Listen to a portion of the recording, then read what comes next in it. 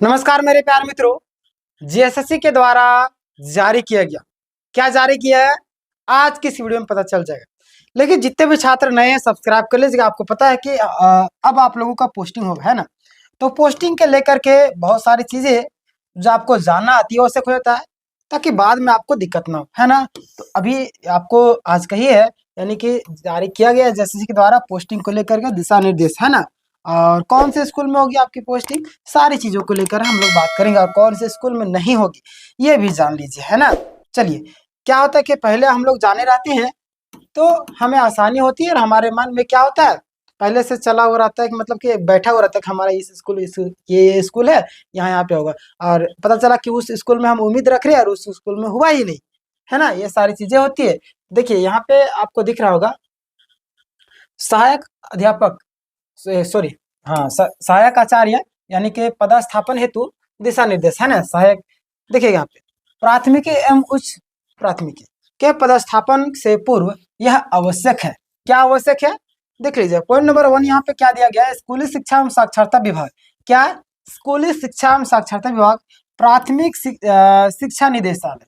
क्या, प्राथमिक शिक्षा निदेशालय झारखंड सरकार के संकल्प संख्या 2102 दिनांक 30/8/2022, ठीक है, द्वारा इंटरमीडिएट प्रशिक्षित सहायक आचार्य संबंधित जिले हेतु सृजित पदों के प्राथमिक सर्व शिक्षा अभियान के अंतर्गत खोले उत्क्रमित किए गए प्राथमिक विद्यालयों अथवा प्राथमिक कक्षा वाले मध्य अथवा उत्क्रमित मध्य विद्यालयों में से पदों के विवरण की कार्रवाई जिला प्रारंभिक शिक्षा समिति से पूर्ण कर ली गई है, अथवा पूर्व में पूर्ण कर ली जाए, है ना।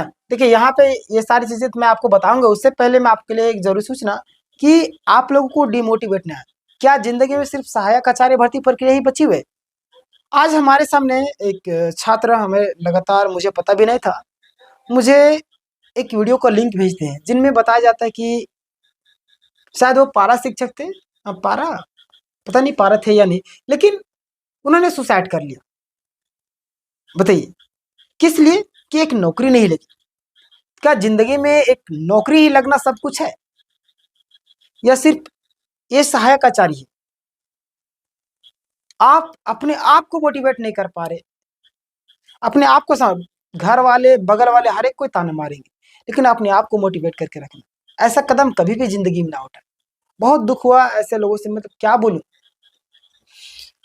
मतलब मुझे अजीब फील होने लगता है इन सारी चीजों को बात करते हैं। तो आप लोग जितने भी हैं, आप लोग ऐसा गलती कभी ना करें। सिर्फ आपका जीवन है, आपके भरोसे आपके घर परिवार, आपके भाई बहन, रिश्तेदार, माता पिता, सबको आश्रित है। ये नौकरी मिले तो दूसरा नौकरी नहीं मिलेगा, प्राइवेट में नहीं मिलेगा, वहां पे नहीं मिलेगा तो आप हमारे यहाँ पे आ जाइएगा, मैं आपके दूंगा। जितना हो सके मैं कोशिश करूंगा। इतना है तो कि आपका घर चल जाए, है ना। सरकारी नौकरी की तरह अभी तो हमारा इतना बड़ा कोचिंग नहीं है, लेकिन फिर भी इतना है कि कोशिश करूंगा जितना हो सके, लेकिन इस तरीके से कदम ना उठाए, है ना। आप लोगों से रिक्वेस्ट है, ठीक है। बाकी बात जो भी अपडेट है मैं आपको देती रहूंगा। ऐसा गलती कभी भी जिंदगी में ना करें। एक जन के जाने से आप पूरा समाज, मतलब पूरा परिवार बिखर जाता है, किसी और को कोई फर्क नहीं पड़ने वाला। आज दुख व्यक्त करेंगे, कल खुश हो जाएंगे, लेकिन याद रखिए आपके भरोसे आपके घर वाले पूरी जिंदगी टिके हुए है ना। चलिए आगे हम लोग बढ़ते हैं। तो ऐसा गलती कभी भी जिंदगी में ना करें, है ना। देखिए पॉइंट नंबर 2 क्या बोल रहा है यहाँ पे, ध्यान दीजिए। स्कूल शिक्षा एवं साक्षरता विभाग प्राथमिक की दिशा निर्देशालय झारखंड सरकार की सहायक आचार्य का पदस्थापन ऐसे सभी विद्यालयों में किया जाना है जहां कक्षा 1 से 5 की पढ़ाई कराई जाती है। नेताजी सुभाष चंद्र बोस आवासीय विद्यालय इसमें शामिल नहीं है, यानी कि ये जो है आपका नेताजी सुभाष चंद्र बोस जो है आवासीय विद्यालय, ये आपका शामिल नहीं है ना। तो यहाँ पे आपका नहीं होगा। सहायक आचार्य उच्च प्राथमिकी का पदस्थापन ऐसे सभी सरकारी विद्यालयों में किया जाना है जहाँ कक्षा 6 to 8 की पढ़ाई कराई जाती है। निम्न अंकित यानी कि निम्नांकित विद्यालय इसमें सम्मिलित नहीं होंगे, है ना। कौन कौन से सम्मिलित नहीं होंगे, अब ध्यान दीजिए। देखिएगा, पहला है आपका बुनियादी विद्यालय, है ना। ऐसे बुनियादी विद्यालय जहाँ पे आपकी पोस्टिंग नहीं होगी।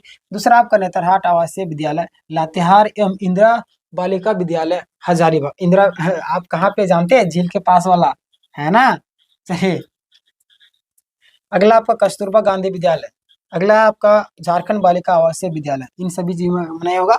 नेताजी सुभाष चंद्र बोस आवासीय विद्यालय है ना, मॉडल विद्यालय है ना, यानी कि इंग्लिश मीडियम, इन सारी चीजों यानी कि ऐसा ऐसा स्कूल है, यहाँ पे आपकी पोस्टिंग नहीं होगा है ना, आप लोग जान लीजिए। उसके बाद आपका है आपका राजकीय विद्यालय, यहाँ पे भी नहीं होगा। पॉइंट नंबर 4 आप देख लीजिए क्या बोल रहे हैं यहाँ पे, सहायक आचार्य के पदस्थापन का प्राथमिकता क्रम निम्नांकित होगा। क्या, सहायक आचार्य के पदस्थापन का प्राथमिकता का जो क्रम है निम्नांकित होगा, कौन सा होगा देख लीजिए।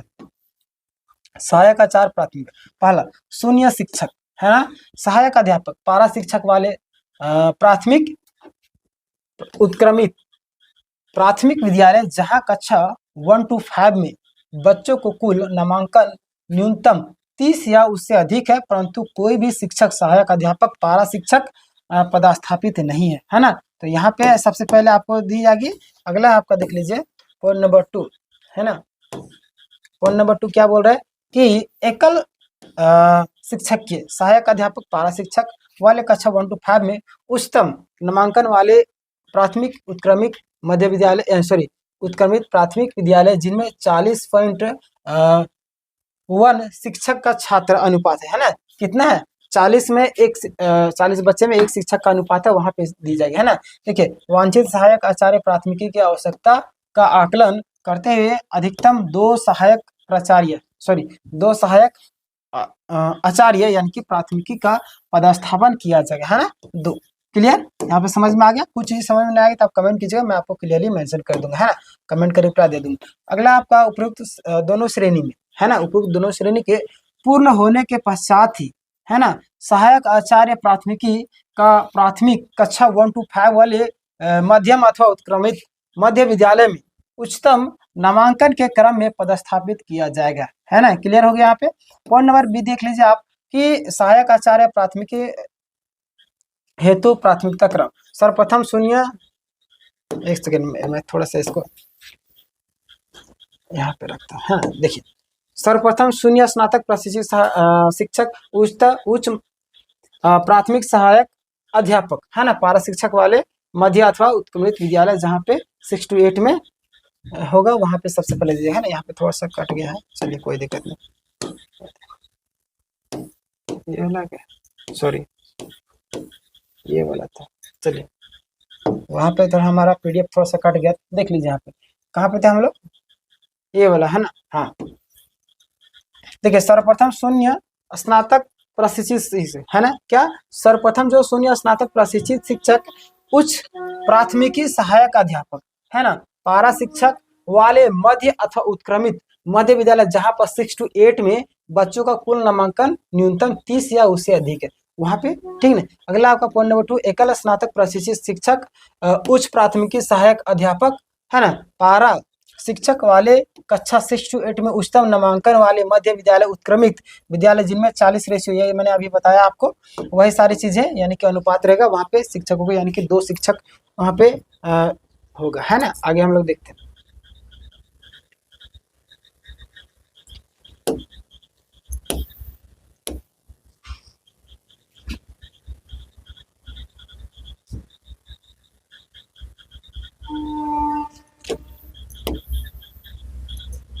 जो जो जरूरी है मैं आपको, हाँ पॉइंट नंबर 3 आप देख लीजिए यहाँ पे क्या बोल रहे हैं कि उपयुक्त दोनों श्रेणी के पूर्ण होने के पश्चात ही शेष सहायक आचार्य है ना, प्राथमिकी का उच्च प्राथमिकी कक्षा 6 to 8 वाले मध्य अथवा उत्क्रमित मध्य विद्यालयों में उच्चतम नामांकन के क्रम में पदस्थापित किया जाएगा।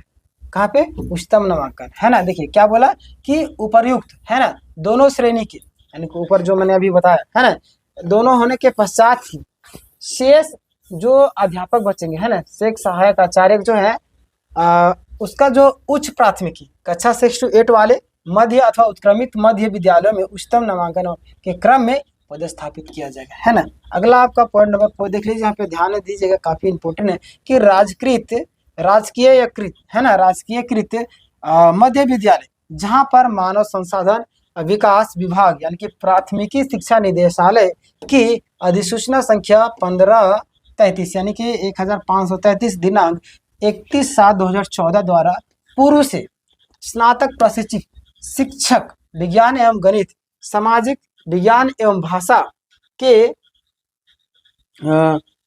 एक एक पद स्वीकृत है। इनमें से कक्षा 6 to 8 में 120 से अधिक नामांकन होने पर ही एक या एक से अधिक अतिरिक्त स्नातक सहायक आचार्य यानी कि शिक्षक छात्र अनुपात में आधार पर दिए जाएंगे। यानी कि क्या बोला, कक्षा 6 to 8 में 120 से अधिक नामांकन होने के पर यहाँ पे एक या एक से अधिक आपको उसके अतिरिक्त यानी कि शिक्षक दिए जाएंगे। ये सारी चीजें बोली जा रही है ना, तो ये अच्छी चीज है आप लोगों के लिए। अगला देखिए, अगला देखिए, ऐसे विद्यालय में जिस विषय के स्नातक प्रशिक्षित शिक्षक पूर्व में पदस्थापित हो, है ना। आगे हम लोग देखते हैं।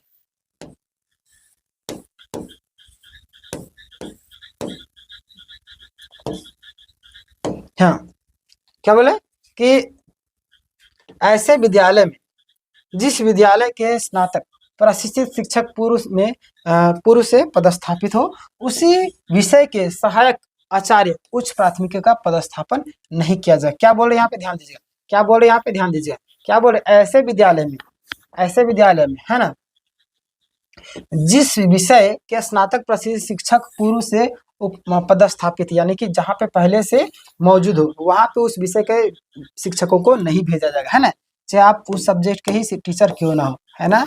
आगे देख लीजिए आप, अगला है आपका, वर्तमान में किसी एक विद्यालय में 2 या 2 से अधिक सहायक आचार्य यानी कि प्राथमिक अथवा सहायक आचार्य उच्च प्राथमिकी का पदस्थापन नहीं किया जाएगा, है ना।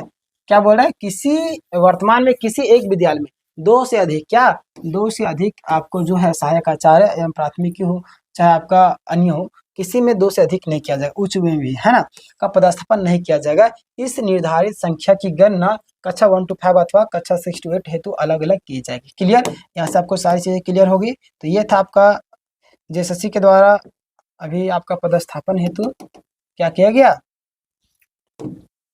जेएसएससी नहीं आपका, मैं फ्लो में जेएसएससी बोल भी देता हूँ बार बार, जैसे याद आ जाता है ना। तो ये आपका था पोस्टिंग को लेकर के दिशा निर्देश, है ना। लेकिन आप लोगों से एक ही चीज कहूंगा कि जो आज हमें लगता है 2 छात्र इस तरीके से कर दिए आज को लेकर के शायद, तो ऐसा गलती ना कीजिएगा, है ना। आप लोगों से वही रिक्वेस्ट है, बाकी बाद मैं आज सब्सक्राइब करने नहीं बोलूँगा, आपको इच्छा होगी सब्सक्राइब करने तो ज़रूर कीजिए, क्योंकि यहाँ पे अगर आपको लगता है कि जानकारी दी जाती है ताकि हमको आगे जाके दिक्कत ना हो, दूसरों की गलतियों को यहाँ पे बताई जाती है ताकि हम लोग को दिक्कत ना हो, है ना। मैंने आपको बार बार बोला है कि समझदार इंसान वही है जो दूसरों की गलतियों से सीखे। पता चला हम अपनी ज़िंदगी में पूरा एक्सपेरिमेंट करने में लग जाए तो हमारा जीवन तो ऐसे भी व्यर्थ होगा, है ना। दूसरा लोग एक्सपेरिमेंट जो किए हैं उसका क्या निष्कर्ष निकले, उस निष्कर्ष को हम लोग को लेना है और हम लोग आगे बढ़ सकते हैं। तो वही निष्कर्ष मैं आपको इस चैनल में बताता हूँ। बाकी वह सब्सक्राइब करना ना करना आपकी इच्छा पर निर्भर करता है ना। बाकी बात मैं आपके लिए हर एक दिन कंटेंट लाता रहता हूँ, तो आपका भी फर्ज बनता है, क्या बनता है आप लोग समझ रहे हैं। चलिए मिलते हैं नेक्स्ट वीडियो में, धन्यवाद।